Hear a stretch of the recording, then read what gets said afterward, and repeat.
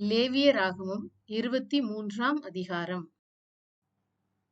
பொறுத்துக.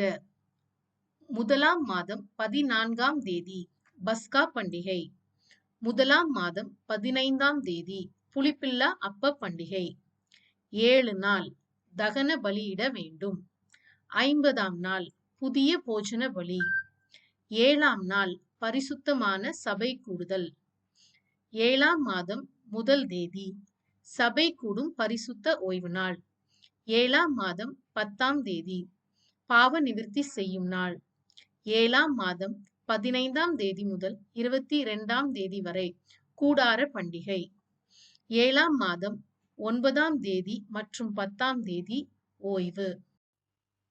வெள்ளாண்மையை அறுக்கும் போது எதை ஆசாரியனிடத்தில் கொண்டு வர வேண்டும்? அறுப்பின் முதற்பலனாகிய ஒரு கதிர்க்கட்டு.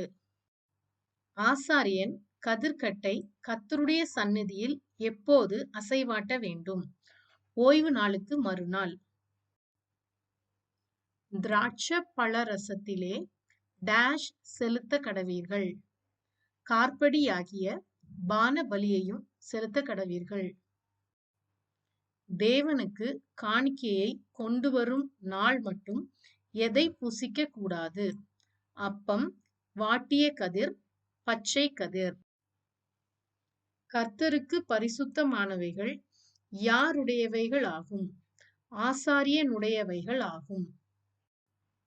சிந்தி கிடக்கிற கதிர்களை யாருக்கு விட்டுவிட வேண்டும்? எளியவனுக்கும் பரதேசிக்கும் அவைகளை விட்டுவிட வேண்டும். விசேஷித்த ஓய்வு நாளில் எதை தாழ்மைப்படுத்த வேண்டும்? ஆத்துமாக்களை. கர்த்தருடைய சந்நிதியில் டேஷ் நாளும் மகிழ்ச்சியாய் இருங்கள். 7 நாளும். யார் கூடாரங்களில் வாசம் பண்ண வேண்டும்? இஸ்ரவேலில் பிறந்தவர்கள் எல்லோரும்.